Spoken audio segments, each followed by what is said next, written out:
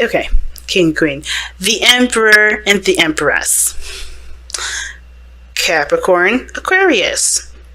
I'm not trying to ship y'all, because I do know that some of you guys may not have a Capricorn or Aquarius in your life, alright? Another Aquarius or a Capricorn in your life. But there's definitely earthy energy that's coming up here. It's a lot of fire energy that's coming up here. And whatever this is, and even airy energy. Well, not so much, actually. There's not really any swords in this reading at all, actually. The only air that we got here is you, the queen, the star. So, family. And this could be someone totally different. It doesn't have to be someone old or new, Knight of Cups, someone that's coming, back into your life with a cup of love wanting to offer to you. It doesn't necessarily have to be that person, okay? It can mean that you guys have been focusing on what you wanted and focusing on how you felt and really trying to make your dreams come true. And the Empress is someone that's definitely creating the utopia or the safe space or the happy space that they dream of, right? And there's nothing wrong with that at all, except that fact that there's some defensive energy that's coming up here and someone that's cool with the routine and being very, very, very earthy, okay? All earth energy here, and then there's like a mixed bag on this side. But the Emperor and the Empress energy coming up in here does talk about a divine masculine and a divine feminine, and you could be a lesbian or a gay couple and still have divine masculine and divine feminine qualities in your relationship. They're energies, not specific statements of sex or gender, okay? So, that being said, let's go ahead and jump right into it, right? The first card that we're looking at here is the Nine of Wands. Please be sure to pick the side that resonates with you guys the most. But this person is already thinking of this relationship as, I need to protect myself, this is too dangerous. Or a little bit of, I do want this, but at the same time, I'm not quite sure. Nine of Wands also can indicate, too, that this person is not willing to back down. This person is not willing to give up on a relationship.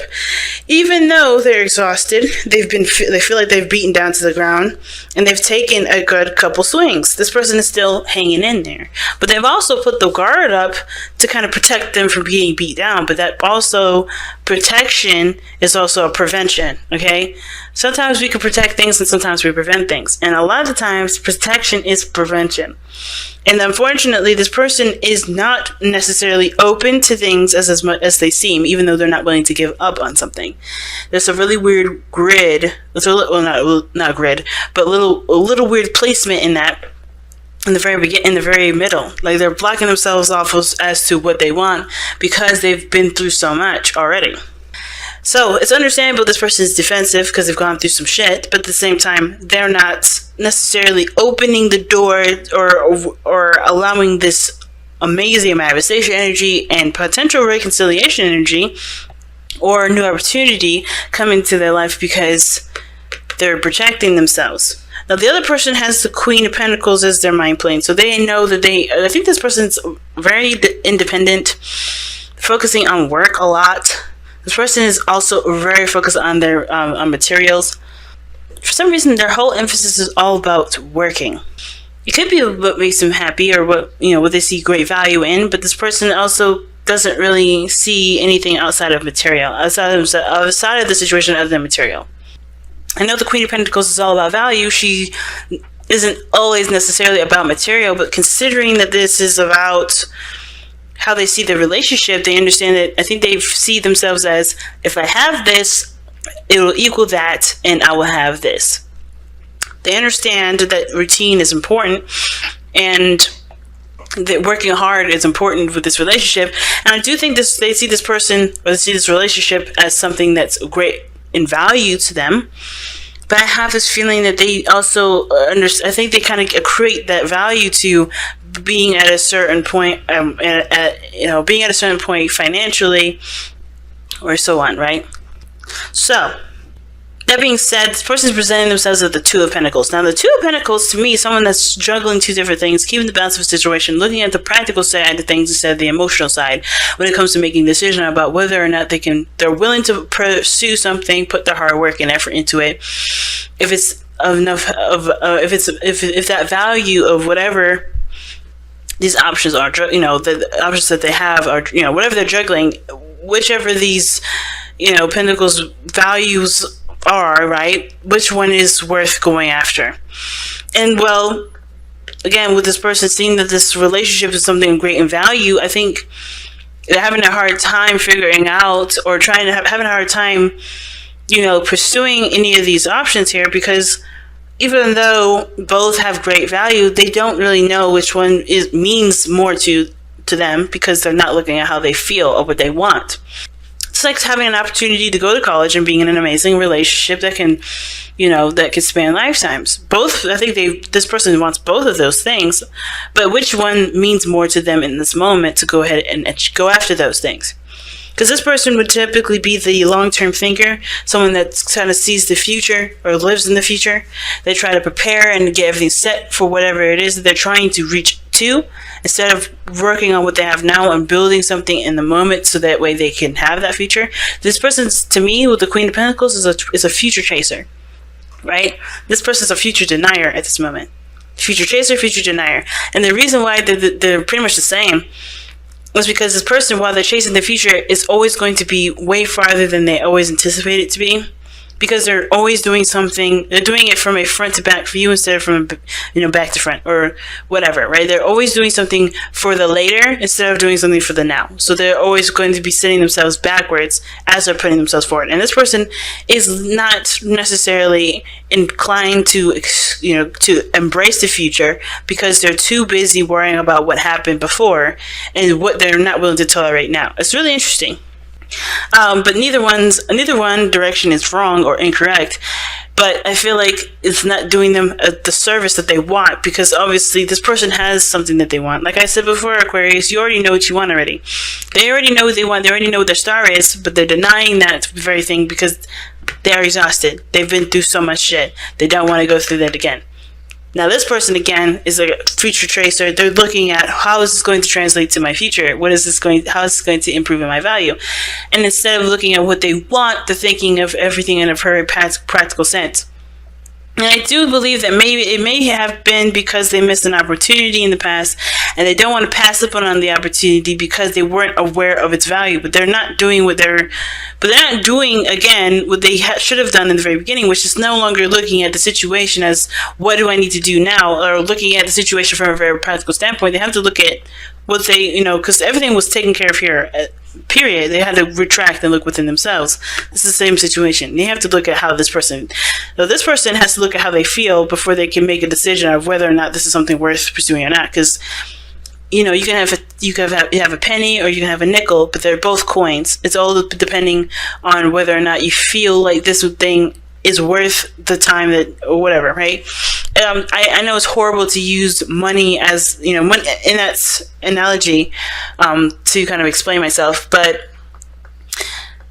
let's just think about it, if money didn't have any value and we did have a nickel and a penny, which one would you choose? Which one would you like? Would you rather carry around a thicker, heavier penny, or would you rather have, a lighter, smaller penny that has less? Like, it's all depending on what you favor the most. It's not necessarily exactly like the analogy, because money definitely has a value system. And, of course, we do want the most out of that latter most of the time. But if we take a situation as like a concept as simple as that and twist it just a little bit to kind of understand where we are, it does kind of help make sense of the situation. Hopefully. Because really what this person is doing is like, okay, college or relationship. Both of those things mean something to that person, but how much? And what does that person want first? What does this person want? And that kind of decision making is what's keeping this situation from not moving forward, because they both mean something of great value to this person, but they're not pursuing it because they don't know how they feel, what they feel the most about it. Because some people would choose family over education. Some people would choose owning a business over having a family. It all depends on what this person's value system is for themselves anyway. Okay? So it's a very interesting concept for this whole thing. And the reason, like I said, the reason why this person is coming up with the Two